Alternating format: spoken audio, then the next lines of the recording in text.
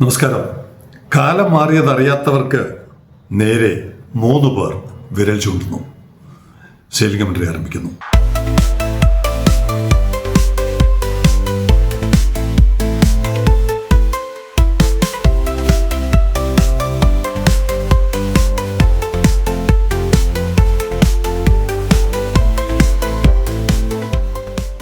നമ്മളെല്ലാം വളരെ പ്രതീക്ഷയോടെ കാത്തിരിക്കുകയാണ് കേരള സർക്കാരിൻ്റെ അദാനി MSC കരാറിനെ കുറിച്ചുള്ള തീരുമാനം എന്താണെന്നറിയാൻ. അപ്പോൾ ഇന്നലെ ഹിന്ദു ആണെന്ന് തോന്നുന്നു റിപ്പോർട്ട് ചെയ്തിരിക്കുന്നു 3-4 മാസം എടുക്കും. കമ്മിറ്റി എന്താണ്, ഒരു ഹൈ ലെവൽ കമ്മിറ്റിയെ നിയോഗിച്ചെന്ന് പറഞ്ഞല്ലോ നമ്മുടെ ഗവൺമെൻറ്.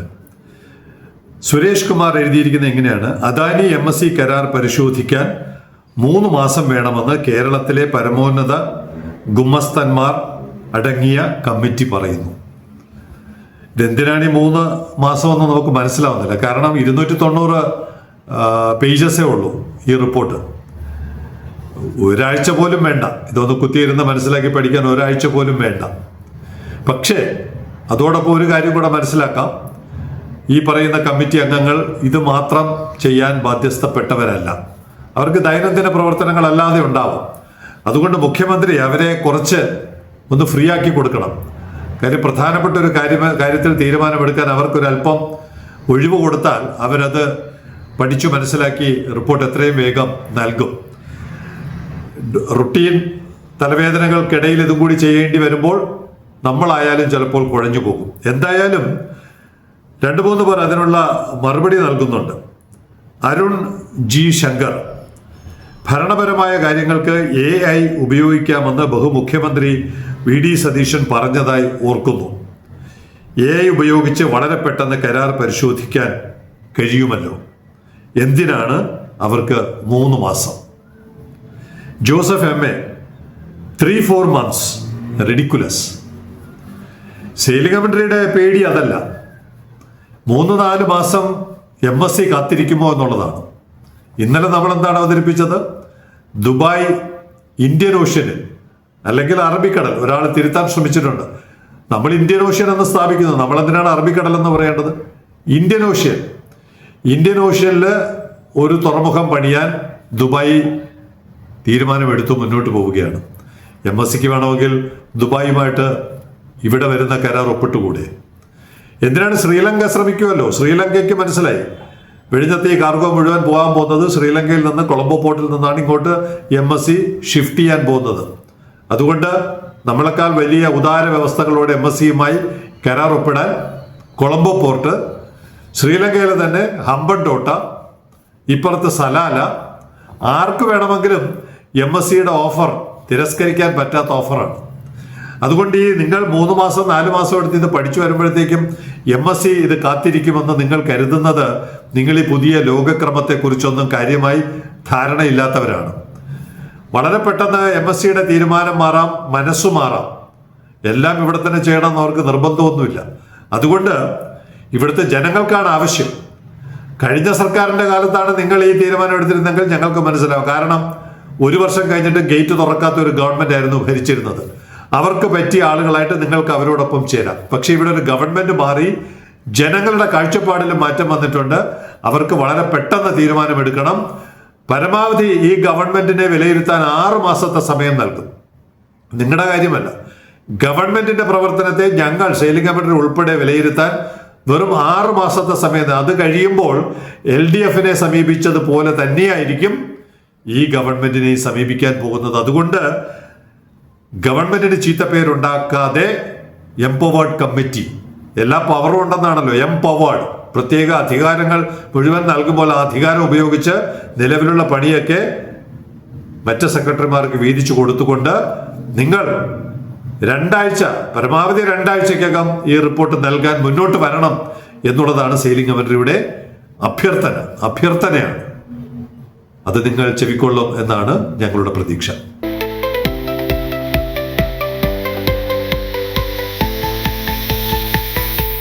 കേരളത്തിലെ എംപവേർഡ് കമ്മിറ്റി ഉദ്യോഗസ്ഥന്മാരെ പോലെ തന്നെയാണല്ലോ ഈ തമിഴ്നാട്ടിലെയും ഉദ്യോഗസ്ഥർ. അവർക്ക് എങ്ങനെയാണ് ഇത്രയും വേഗത്തിലൊക്കെ പ്രവർത്തിക്കാൻ കഴിയുന്നത്?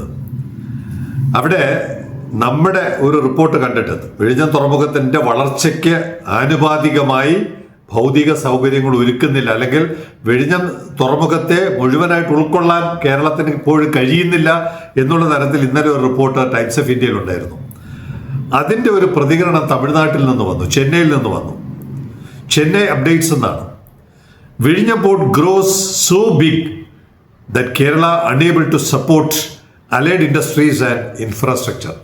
തുറമുഖത്തിന് വേണ്ട മറ്റ് സൗകര്യങ്ങൾ ഒരുക്കി കൊടുക്കാൻ അല്ലെങ്കിൽ അതിൻ്റെ പ്രയോജനമെടുക്കാൻ കേരളത്തിന് കഴിയുന്നില്ല എന്നുള്ളിടത്ത് അവർ പറയുകയാണ്, Tamil Nadu government should send a team to camp at Nagercoil, Tirunelveli to see how can Tamil Nadu leverage this.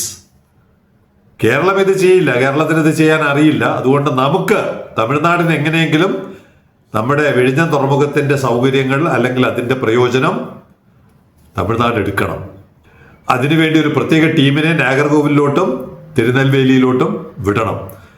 നമ്മൾ ഇത്രയും നാളത്തെ അനുഭവത്തിൽ തമിഴ്നാട് ഗവൺമെന്റിന്റെ ശ്രദ്ധ ഒരിക്കൽ പോലും ഈ ജില്ലകളിലോട്ട് വന്നിട്ടില്ല എന്നുള്ളത് സാധാരണ പത്രവായനയിൽ നിന്ന് തന്നെ നമുക്ക് മനസ്സിലാകാറുണ്ട്. അപ്പോഴും ചില ഇൻഡസ്ട്രിയൽ എസ്റ്റേറ്റുകളോടെ വന്നിട്ടുണ്ട്. ഗംഗൈകൊണ്ടൻ എന്നൊക്കെ പറയുന്ന സിക്കോട്ടിന്റെ ഇൻഡസ്ട്രിയൽ എസ്റ്റേറ്റ് അവിടെ ഉണ്ട്. പക്ഷെ ഇപ്പോൾ ഈ അടുത്ത ദിവസങ്ങളിൽ വളരെ പെട്ടെന്ന് തെക്കേ തമിഴ്നാട്ടിലോട്ട് അവരുടെ കണ്ണ് മുന്നോട്ട് പോകുന്നുണ്ട്. We lost the port. അവർ പറയുകയാണ്, വി ലോസ്റ്റ്, തമിഴ്നാടിന് ഒരു തുറമുഖം നഷ്ടപ്പെട്ടു. വി ലോസ്റ്റ് ദ പോർട്ട് എന്ന് പറഞ്ഞാൽ ഏതാണ്?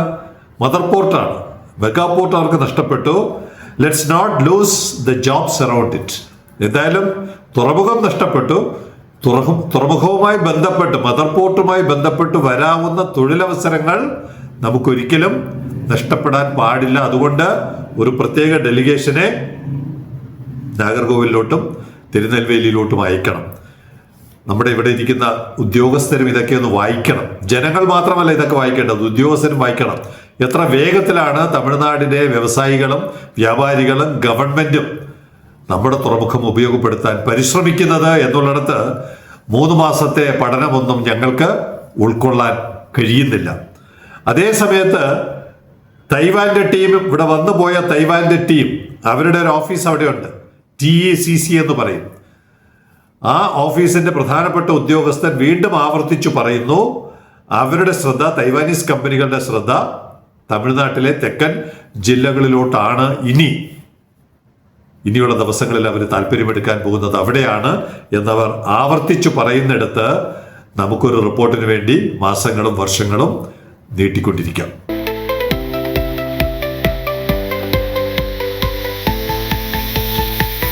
നമ്മുടെ പ്രിയപ്പെട്ട ഒരു പ്രേക്ഷകയുണ്ട്, എലിസബത്തിനെ നമ്മൾ പരാമർശിച്ചപ്പോൾ എലിസബത്ത് വീണ്ടും എഴുതിയിട്ടുണ്ട്, 10 കൊല്ലം കൊണ്ടല്ലേ പോർട്ട് ഈ പരുവത്തിൽ ആയത്, കേന്ദ്രത്തിന്റെ ഒരു സാമ്പത്തിക സഹായവും ഇല്ലാതെ. എല്ലാ എതിർപ്പുകളും അതിജീവിച്ച് എന്ത് അഹങ്കാരമാണ് പോർട്ടിന്റെ പ്രവർത്തനത്തെ ഇല്ലാതാക്കാൻ LDF സർക്കാർ നടപ്പിലാക്കിയത് എന്നറിഞ്ഞാൽ കൊള്ളാമായിരുന്നു. സമയക്കുറവാണെന്നാലും ചുരുക്കി പറയാം.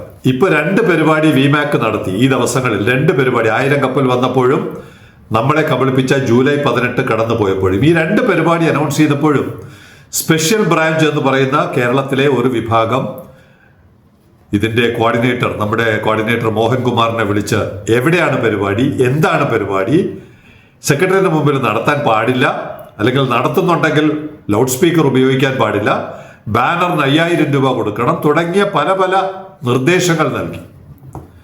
ഇവിടെ 140 ദിവസം സമരം നടന്നല്ലോ.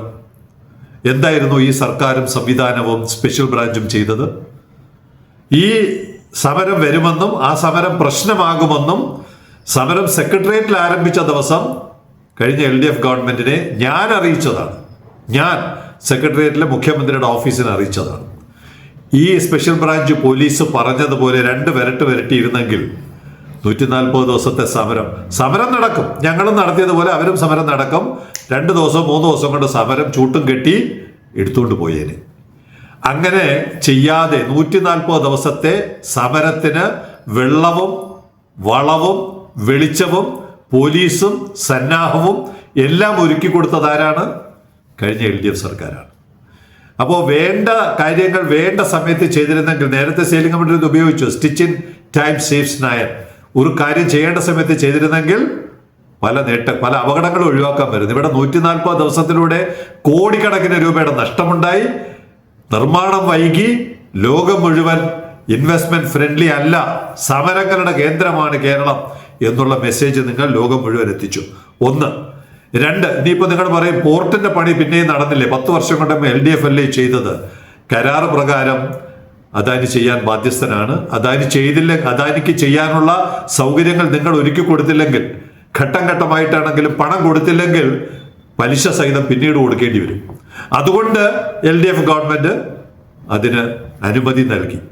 ഈ 2 കാര്യങ്ങൾക്കപ്പുറം ഗേറ്റ് ഓപ്പൺ ചെയ്യാനുള്ള ഒരു ഉത്തരവാദിത്വം നിങ്ങൾക്കുണ്ടായിരുന്നല്ലോ.